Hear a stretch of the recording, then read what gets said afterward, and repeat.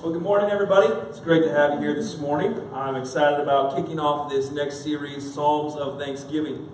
In 1863, Abraham Lincoln proclaimed a national day of Thanksgiving to be held on the last Thursday of November. And since that year, the United States has celebrated a national day of Thanksgiving every year in November. Now, in a historical context, it might seem like a really strange time to set aside a day to give thanks.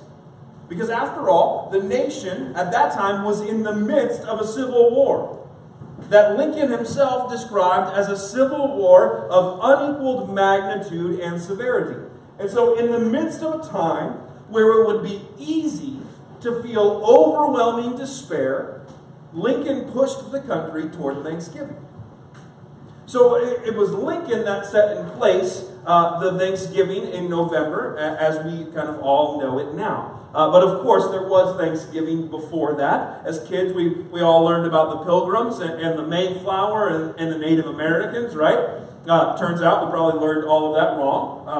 It didn't really happen like it is on the coloring pages, but, you know, it was there. But there was this time of Thanksgiving because the Pilgrims had harvested their first crop of corn here in the new land. And then throughout early American history, there were days of Thanksgiving. George Washington proclaimed a day of Thanksgiving. Oftentimes, states would set aside days of Thanksgiving and make their own proclamations of Thanksgiving. But until Lincoln, there was no uniformity to it. What would happen is leaders would proclaim a day of Thanksgiving when they felt like it was appropriate to pause and to give thanks. And I kind of like that.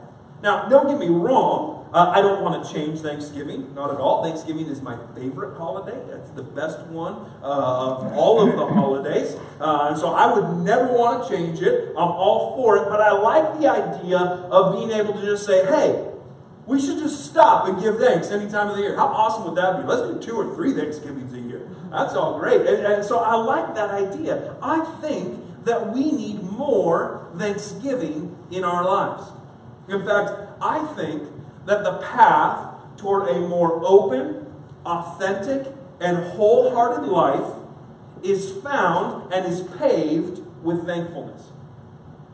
If you and I limit our practice of giving thanks to the holiday of Thanksgiving, then we will inevitably find ourselves living in worry and shame.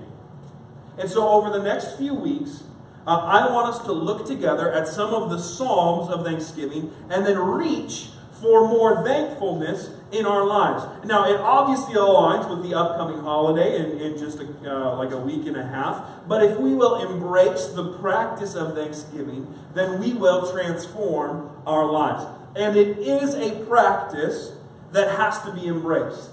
It's a habit. It's something that you do have to practice over and over again to get it right. Let me prove it to you. How many of you have been to a Thanksgiving meal where everyone sat down to dinner and then someone, maybe it was the host or maybe it was grandma, but somebody said, hey, let's all go around the table and name one thing we're thankful for. How many of you have ever been at that meal before? That's okay, good. So you've been there. Now, follow-up question. How many of you either dreaded it or found it extremely awkward? Raise your hand about that. If your hand is not up, either your family had a practice of like giving thanks, which is awesome, or you're a liar. You're probably a liar, and it's a good thing you came to church today. Most of the time, it's just horribly strange. Why? Well, it's because we don't practice giving thanks the rest of the year. And so that one time a year where it comes up, it's like, I'm grateful for turkey. It just gets so weird. We live in a world defined by scarcity. Let me prove it to you again. When you talk about time, do you talk about the amount of time that you don't have or the amount of time that you do have? Oh, I'm just so busy. I never have enough time. When you talk about money, Do you talk about the amount of money that you don't have, or the amount of money that you do have? Oh man, my finances are just so tight right now. If I could just get a little bit more, then I can finally get some of the things that I want. I just hope that I have enough so that I can retire. When you talk about love, do you talk about how much you do or you don't have? Jobs, friendship, joy, peace. At the end of the day, do you say to yourself, as your head hits the pillow, do you find yourself often saying, yeah, I got enough done today? Or the opposite. And then when you wake up, now, listen, trust me, Jake is preaching to Jake today, and I'm glad you're here for the ride. When you wake up, do you say to yourself, yes, I got enough sleep? Probably not. When you're focused on scarcity and what you don't have, or worrying about if there will be enough, you suffocate Thanksgiving in your life. And scarcity doesn't just affect the way we think and we feel about resources in our life. Scarcity affects the way we think and feel about ourselves. As a parent, we wrestle with are we giving our kids enough? Enough opportunities, enough education, enough self-esteem, enough stuff. And then the question gets compounded by comparison. Moms are particularly vulnerable to this because for some reason there's enough mommy shame to go around. And so there's shame about birth plans and feeding and playtime. And you just go on and on and on as you compare yourself to other mothers around you. As spouses, we wrestle with scarcity. Does she love me enough? Am I good enough? Is the sex good enough? Do I provide enough? And then it's compounded by comparison. Guys are particularly good at having nagging thoughts of scarcity rolling around in our brains while simultaneously trying to win against the other guys so that when our wives make a simple statement like, I'd like to get a haircut, what we hear is, I'd like to get a haircut, but you didn't put enough money in the bank. Or some other nonsense like that. As employees, do I contribute enough? Is my work good enough? Will I make enough? As friends, am I fun enough? Interesting enough? And so we walk through life blinded by scarcity, which then leads to shame, which then leads to disconnection, which sends our bodies and our souls into a panic mode. And it's a horrible cycle that we repeat over and over again unless we stop it with Thanksgiving. There's a way toward a life that is lived in an open, vulnerable, known for who you really are, and loved and accepted for who you really are. And that way is the path of Thanksgiving. And I'm really excited to learn this with you. And share this with you because I absolutely believe that this will unlock life in you and me that we have desperately been yearning for and that the world around us desperately needs. If we can embrace these Psalms of Thanksgiving, then we will not only have our best holiday season yet. We've been playing, I'm all for the Christmas music. I know some of you may not. I'm all for the Christmas music. And so we've been playing Christmas music in the car, in the radio already. Now I know what can happen is you hear that first Christmas song on and that anxiety and that panic just starts to rise up in you like it's coming. Winter is coming, you know. Christmas is coming. What I'm saying is if we can embrace Thanksgiving, we can experience our best holiday season yet. But beyond that, we will see transformation in our lives that will yield an abundant fruit, an abundant amount of good fruit in our life. So let's start by reading our psalm together. If you have a Bible, you can turn to Psalm 100. If you don't have a Bible, I want to give you one. I want you to take one. They're out of the concierge card. It's yours. We want you to take it. The Bible is essential to seeking God. You cannot understand God, yourself, or the world that you live in without reading these writings. Now, you can also download a Bible at bible.com/app. And I know I say that a lot. I say it every week. You can download a Bible at bible.com/app. Let me add one bit to that. Once you download the Bible app to your phone, pick a plan that you can read. Start with like a 5-day or a 7-day plan, all right? And then do me a favor. Go into the app and turn the notifications on for the app so that it will remind you, hey, read your Bible. That way, the next time that you're, going to the bathroom, because let's be honest, that's where everybody's using their phone.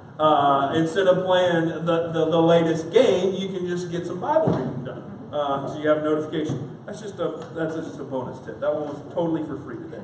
And so today we're going to also have the scripture on the screen. Now, Psalms is one of the longest books in the Bible. And fun fact, Psalms also contains the longest chapter in the Bible. It's a collection of songs, many of them written by a man named David, but it also includes plenty of other authors and songwriters. And I really enjoy the Psalms because they often express emotions and thoughts that I would be wary about telling to God. But these songwriters seem to have no problem with it. They just kind of lay it all out there. And I love that because what it does is I read them and experience them is that it helps me to lay it all out there. Now, Psalm 100 is this short song, and it's kind of short and upbeat. At least that's how it sounds in my head. This is what it says. Shout with joy to the Lord, all the earth.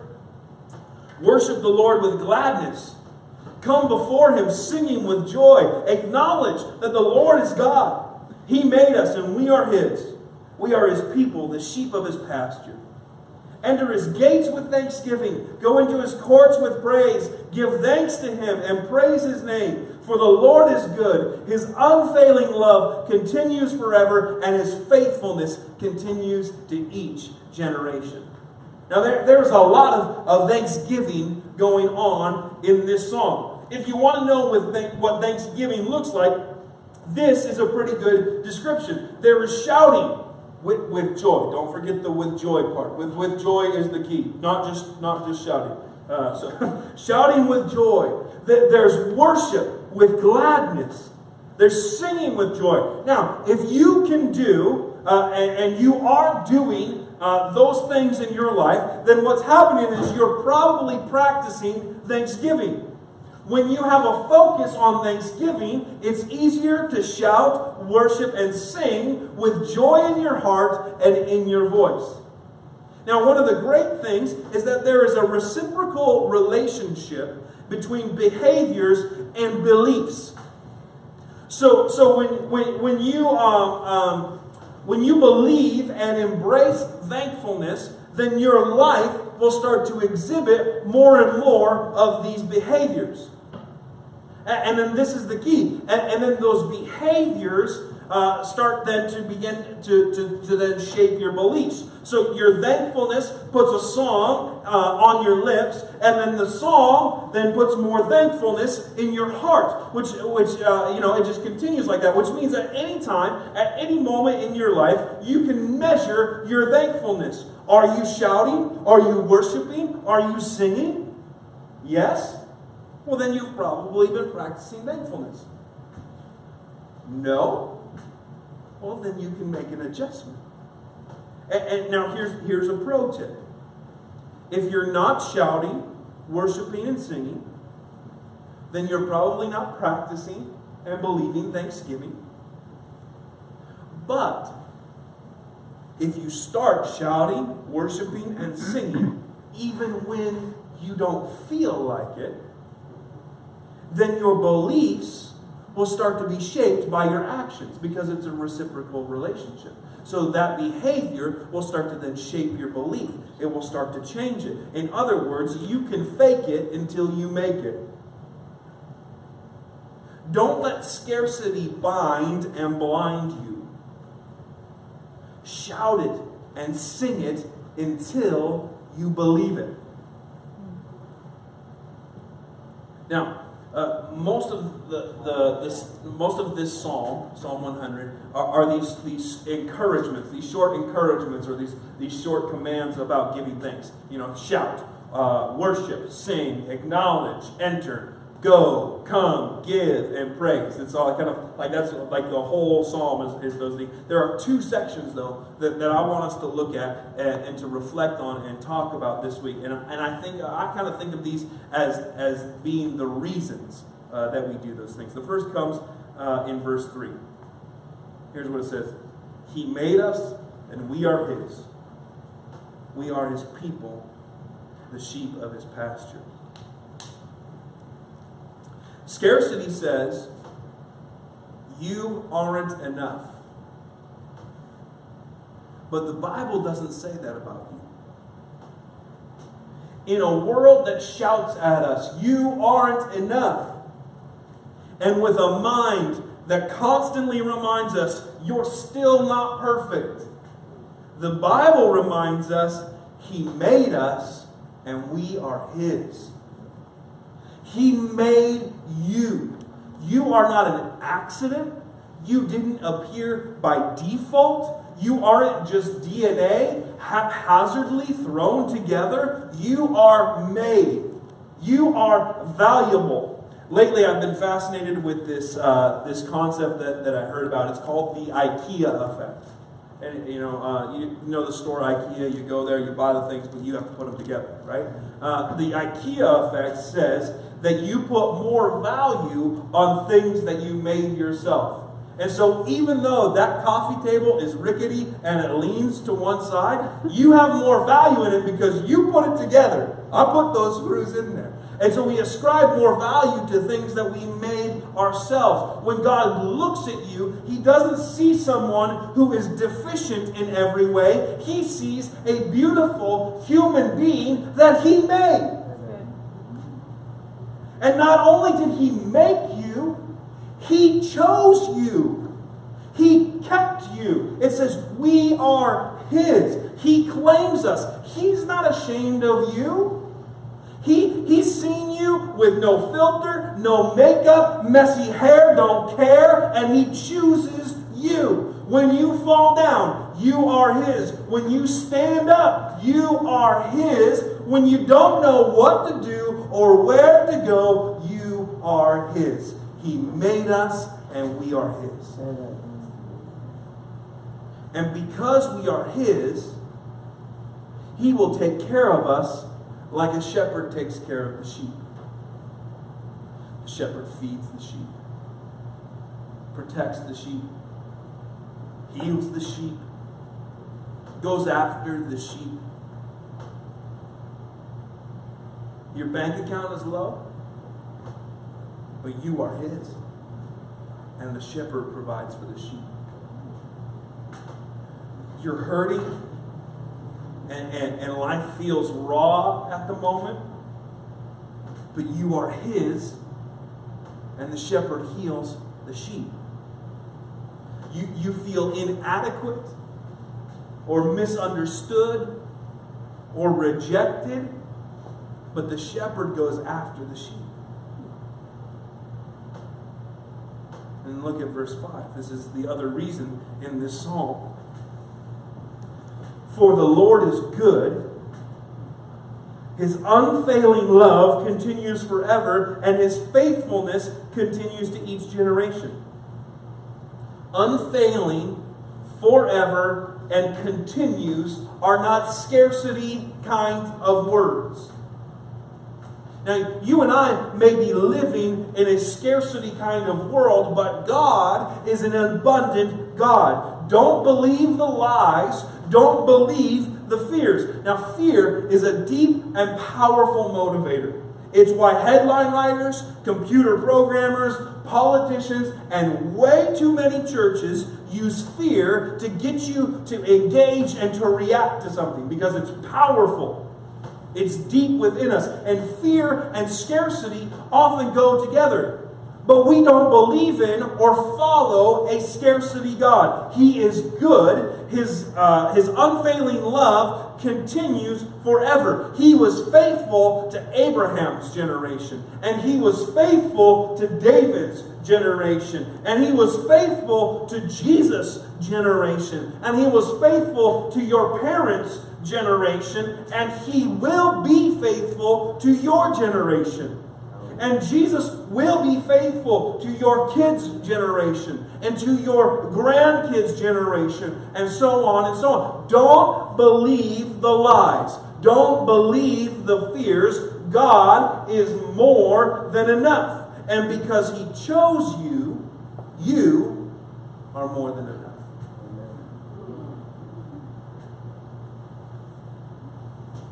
You and I are more than enough.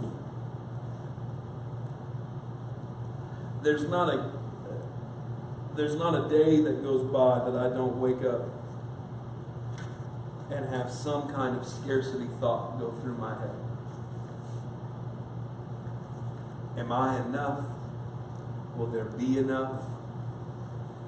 Is Soft Church enough? I mean, there's not a day that goes by that I don't have a scarcity thought that goes through my head. But here's how the cycle works. Scarcity will then produce either fear, because there won't be enough for me or the people that I care about, or it will produce shame, because I'm not enough, and maybe I'll never be enough. And then what fear and shame do is they begin to disconnect us from one another. So what happens is because of my fear, I start to close inward, and I disconnect from relationships and the world around me because I don't want anybody to take from me. In the shame vein, what happens is I start to feel shame about who I am, and so I begin to hide who I really am because I'm afraid that that's not enough. And so what I do is I start to project these shields that other people can engage with, but they're not ever really engaging with me.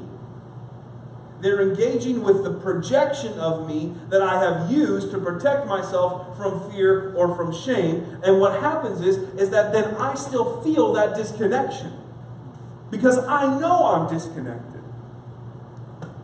which then leads to more scarcity, which then leads to more fear and shame. The only way to break that is to stop. And as soon as the scarcity thought starts to run through, to stop it with thanksgiving. No, I am His. I am His. I am more than enough. God chose me. I know I have my flaws, and I know I have my mistakes in life, but that's okay. I'm still His. God chose me. God, thank you. Thank you for choosing me. Thank you for making me. Thank you for shaping me. Thank you for putting people in my life who will call me out on my stuff. And thank you for putting people in my life who will encourage me along the way. And all of a sudden, that thankfulness has broken the cycle of scarcity, shame, and fear in my life. God, thank you that I have a paycheck. It's tight, and I don't know how I'm going to pay the bills, but I know I'm paying more bills than I could if I didn't have a paycheck. Thank you for that. Thank you for providing for me. Thank you for that friend who bought me a meal. Whatever that thing is, and then it begins to break down the fear of never having enough because God has chosen me, and I am a sheep in His pasture. And if I'm a sheep in His pasture, then God will protect me and provide for me and care for me every step along the way. So that's what thankfulness will do in our lives. What we need to do in order to find ourselves more open, more vulnerable with one another and the world around us, more known and knowing others, is to embrace the practice of thanksgiving. Not just going around the table once a year, but finding ourselves in this psalm over and over again, giving thanks.